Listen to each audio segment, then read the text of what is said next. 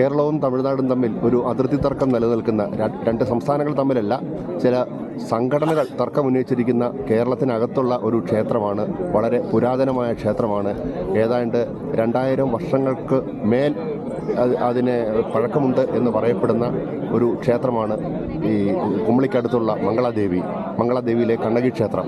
ഈ ക്ഷേത്രം എന്ന് നമ്മൾ പറയുമ്പോൾ ക്ഷേത്രത്തിൻ്റെ ഒരു സങ്കല്പം എന്ന് പറഞ്ഞാൽ ശ്രീകോവിൽ, അതുപോലെ തന്നെ തിടപ്പള്ളി, ഗോപുരം, ചുറ്റുമതിൽ, അങ്ങനെ എല്ലാ കാര്യങ്ങളും ഉണ്ട്. പക്ഷേ ഈ കണ്ണകി പ്രതിഷ്ഠയുള്ള മംഗളാദേവിയിൽ നമ്മളിപ്പോൾ എത്തി നോക്കിക്കഴിഞ്ഞാൽ ഇവിടെ തകർന്നടിഞ്ഞു കിടക്കുന്ന ഏതാണ്ട് ഒരു 1000 വർഷത്തിൻ്റെ അല്ലെങ്കിൽ 2000 വർഷത്തിൻ്റെ പഴക്കം കൊണ്ട് തകർന്നടിഞ്ഞു കിടക്കുന്ന കുറേ കരിങ്കൽ കൂനകൾ മാത്രമാണ് ഇവിടെ നമുക്ക് കാണാൻ കഴിയുന്നത്. പിന്നെ പറയാവുന്ന രീതിയിൽ ഒരു 3 ശ്രീകോവിലുണ്ട്. ഒരു ശ്രീകോവിൽ കണ്ണകിയുടെയാണ്. അവിടെ തമിഴ്നാട് ആചാരങ്ങളനുസരിച്ചുള്ള പൂജാരിമാർ ഇന്ന് രാവിലെ പുലർച്ചെ 4 മണിക്ക് എത്തി പൂജകൾ തുടങ്ങി. അതുപോലെ തന്നെ മറ്റൊരു ശ്രീകോവിലിൽ ഭഗവതിയുടെ രൂപമാണുള്ളത്, മറ്റൊരിടത്ത് ഗണപതിയാണുള്ളത്. അങ്ങനെ ശിവലിംഗ പ്രതിഷ്ഠയുണ്ട് ഇതിനകത്ത്, അതും കാണാം. ഇതെല്ലാം പറയുമ്പോൾ തന്നെയും ഒരു അംഗഭംഗം വന്ന രീതിയിലുള്ള ശിലകളും വിഗ്രഹങ്ങളുമാണ് ഇവിടെ ഉള്ളതെല്ലാം കാലപ്പഴക്കം കൊണ്ട്.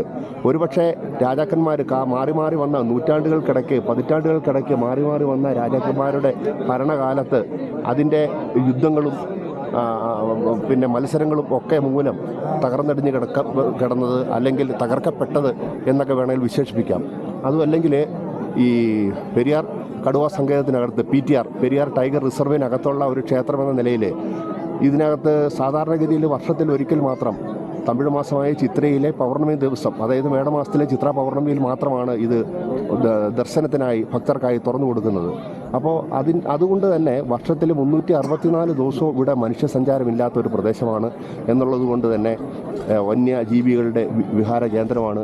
കാട്ടാന, കടുവ, കാട്ടുപോത്ത്, അങ്ങനെ എല്ലാം വിഹരിക്കുന്ന ഒരു പ്രദേശമാണ് ഇവിടെ.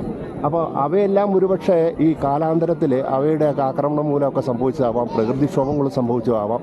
ഇതൊക്കെയാണ് ഇതുള്ളത്. ഇതിൻ്റെ ഒരു പ്രത്യേകത എന്ന് പറഞ്ഞിട്ടുണ്ടെങ്കിൽ തമിഴ്നാട്ടിലെ ആചാരങ്ങളനുസരിച്ചാണ് ഈ കണ്ണകിയെ നമ്മൾ കൂടുതൽ പേരും, ഇപ്പോൾ മലയാളികൾ ഉൾപ്പെടെ ഉള്ളവർ ആരാധിക്കുന്നത്. ഈ കണ്ണകിയുടെ ചരിത്രത്തിലേക്ക് അധികം കടക്കുന്നതിന് മുമ്പായിട്ട് തന്നെ, അല്ലെങ്കിൽ കടക്കുന്നതിന് പുറമെ ഈ ക്ഷേത്രത്തിൻ്റെ ഒരു ഐതിഹ്യം എന്ന് പറഞ്ഞാൽ ഈ ഏതാണ്ട് 2000 വർഷങ്ങൾക്ക് മേൽ, നേരത്തെ ഞാൻ സൂചിപ്പിച്ചു, 2000 വർഷത്തിന് മേൽ ഇതിന് പഴക്കമുണ്ട് എന്ന് കരുതപ്പെടുന്ന ഒരു ക്ഷേത്രം. എന്നാലാവട്ടെ കേരളത്തിലെ പുരാവസ്തു ഗവേഷണ വിഭാഗം 1983 ഇത് പുരാവസ്തു സംരക്ഷണ നിയമപ്രകാരം ഏറ്റെടുത്തതിന് ശേഷം നടത്തിയ ഗവേഷണങ്ങളിൽ അത്രയൊന്നും പഴക്കം ഇതിനില്ല എന്നും പറയപ്പെടുന്നുണ്ട്. തേനിയിലെ കണ്ണകി ട്രസ്റ്റാണ് ഇത് സംബന്ധിച്ച് ആദ്യമായിട്ട് തമിഴ്നാടിൻ്റെ അതിർത്തിയിലാണ് ഈ പ്രദേശം ഇരിക്കുന്നത്, മംഗളാദേവി ഇരിക്കുന്നത് എന്നുള്ള അവകാശവാദം ഉന്നയിച്ചുകൊണ്ട് കോടതിയെ സമീപിച്ചത്. കോടതിയിൽ ആ ഹർജി കേരള ഹൈക്കോടതിയിൽ ബഹുമാനപ്പെട്ട കോടതിയുടെ മുമ്പാകെ, ഹൈക്കോടതി മുമ്പാകെ ആ ഹർജി ഇപ്പോൾ നിലനിൽക്കുകയാണ്. എന്നാൽ ഈ ഹർജി നിലനിൽക്കുമ്പോൾ തന്നെ സുപ്രീം കോടതിയിൽ മറ്റൊരു ഹർജി ഫയൽ ചെയ്യപ്പെട്ടു. പക്ഷേ സുപ്രീം കോടതിയിലും ഹൈക്കോടതിയിലും സമാന സ്വഭാവമുള്ള വിഷയങ്ങളാണ് ഉന്നയിച്ചതെന്ന് കണ്ട് ജസ്റ്റിസ് ദീപാങ്കുർ ദത്ത ആ ഹർജി തള്ളിക്കളഞ്ഞു. ഫലത്തിൽ സുപ്രീം കോടതിയിൽ ഇപ്പോൾ ഇത് സംബന്ധിച്ച് യാതൊരു തർക്കങ്ങളും വ്യവഹാരങ്ങളും നിലനിൽക്കുന്നില്ല. ഹൈക്കോടതി മുമ്പായാണ് നിലനിൽക്കുന്നത്. ഇതിനകത്ത് പ്രധാനമായിട്ട് ഒരു ഭാഗം നമ്മൾ പറയാനുള്ളത് എന്തെന്ന് വെച്ചാൽ, മറ്റ് പല കാര്യങ്ങളിലുള്ളതുപോലെ മുല്ലപ്പെരിയാറിൻ്റെ കാര്യത്തിലോ അല്ലെങ്കിൽ കാവേരി നദീജലത്തിൻ്റെ കാര്യത്തിലോ ഒക്കെ സംസ്ഥാനങ്ങൾ തമ്മിൽ തർക്കങ്ങളുണ്ട്. പക്ഷേ ഈ ഒരു കേസിൽ അതിർത്തി തർക്കത്തിന് ഞങ്ങളില്ല എന്ന് തമിഴ്നാട് സംസ്ഥാന സർക്കാർ സുപ്രീം കോടതിയിൽ നൽകിയ സത്യവാങ്മൂലത്തിൽ വ്യക്തമാക്കിയിട്ടുണ്ട്. അവർ പറഞ്ഞേക്കുന്നത് മംഗളാദേവിയുമായിട്ട് സംസ്ഥാനം എന്ന നിലയിൽ ഞങ്ങൾക്ക് തർക്കമൊന്നുമില്ല. ബഹുമാനപ്പെട്ട കേരള ഹൈക്കോടതിയിൽ ഹർജികൾ നിലനിൽക്കുന്നുണ്ട്. ആ ഹർജിയിൽ എന്താണോ തീർപ്പ് കൽപ്പിക്കപ്പെടുന്നത് ആ തീർപ്പ് എന്തായാലും ഞങ്ങൾ അംഗീകരിക്കും. തമിഴ്നാടിൻ്റെ ആണെങ്കിൽ തമിഴ്നാട്, കേരളത്തിൻ്റെ ആണെങ്കിൽ കേരളത്തിന്. പക്ഷേ ആ തർക്കം തീരുന്നത് വരെ എല്ലാ കാര്യങ്ങളിലും ഉത്സവം ഭംഗിയായിട്ട് നടത്താനായിട്ട്, വർഷത്തിലൊരിക്കൽ ചിത്ര പൗർണമി ദിനത്തിൽ ഭംഗിയായിട്ട് നടത്താനായിട്ട് ഞങ്ങൾ എല്ലാ സഹായ സഹകരണങ്ങളും ചെയ്യും. ഇപ്പോൾ കഴിഞ്ഞ ഒരു 25 വർഷം അല്ലെങ്കിൽ ഒരു 30 വർഷത്തോളമായി ഈ ചിത്ര പൗർണമിയിലെ മംഗളാദേവിക്ക് ഇത്രയും പ്രാധാന്യം കിട്ടിത്തുടങ്ങിയിട്ട്. അതിനു മുമ്പും ആരാധന ഉണ്ടെങ്കിൽ പോലും കഴിഞ്ഞ 4 നൂറ്റാണ്ടായി ഈ രീതിയിലുള്ള ഒരു ജനബാഹുല്യം, ദർശനത്തിനെത്തുന്ന ആളുകളുടെ തിരക്ക് ഇവിടെ കൂടിയിട്ടുണ്ട്. ആ തിരക്കെല്ലാം വെച്ച് നമ്മൾ താരതമ്യപ്പെടുത്തി നോക്കിയാൽ 2026 ഇന്ന് നടക്കുന്ന ഈ ഉത്സവത്തിന് അഭൂതപൂർവമായ ജനത്തിരക്കാണ് ഇന്നിവിടെ ഉള്ളത്. ദർശനത്തിനെത്തിയ ഭക്തരുടെ എണ്ണം വലിയ തോതിലുണ്ട്. ഏതാണ്ട് ഒരു 20,000 പേര് തന്നെ ഈ രാവിലെ 11 മണിക്കുള്ളിൽ തന്നെ ദർശനം നടത്തി പിരിഞ്ഞു പോയിട്ടുണ്ടെന്നാണ് കണക്ക്. വൈകുന്നേരം 2 മണി വരെ ദർശനത്തിന് അനുവാദമുണ്ട്.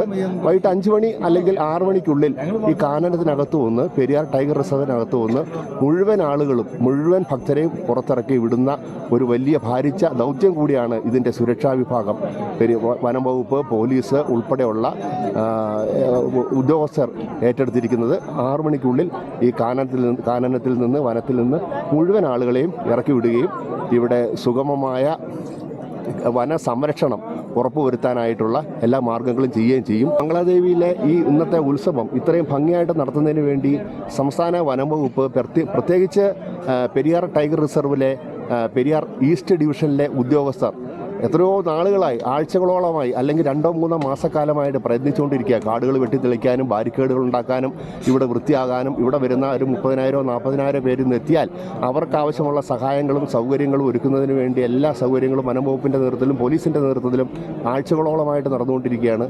പെരിയാർ ടൈഗർ റിസർവിൻ്റെ അധിപനായിട്ടുള്ള ഡെപ്യൂട്ടി ഡയറക്ടർ ബഹുമാനപ്പെട്ട PU സാജു IFSൻ്റെ നേതൃത്വത്തിലാണ് ഈ ക്രമീകരണങ്ങളെല്ലാം നടന്നിട്ടുള്ളത്. അദ്ദേഹവും കഴിഞ്ഞ ഏതാനും ആഴ്ചകളായി പലതവണ ഇവിടെ വരികയും മീറ്റിങ്ങുകൾ വിളിച്ചു കൂട്ടുകയും ഒക്കെ ചെയ്ത് ഏതായാലും വളരെ ഭംഗിയായിട്ട് ഈ വർഷത്തെ മംഗളാദേവി മഹോത്സവം നടത്താനായിട്ട് ഉദ്യോഗസ്ഥർക്ക് കഴിഞ്ഞിട്ടുണ്ട്, സർക്കാരിന് കഴിഞ്ഞിട്ടുണ്ട്. അക്കാര്യത്തിൽ തീർച്ചയായിട്ടും തമിഴ്നാട് സർക്കാരിനും പ്രത്യേകിച്ച് ഇടുക്കി ജില്ലാ ഭരണകൂടത്തിനും തേനി ജില്ലാ ഭരണകൂടത്തിനും അഭിമാനിക്കാവുന്ന നേട്ടം തന്നെയാണത്.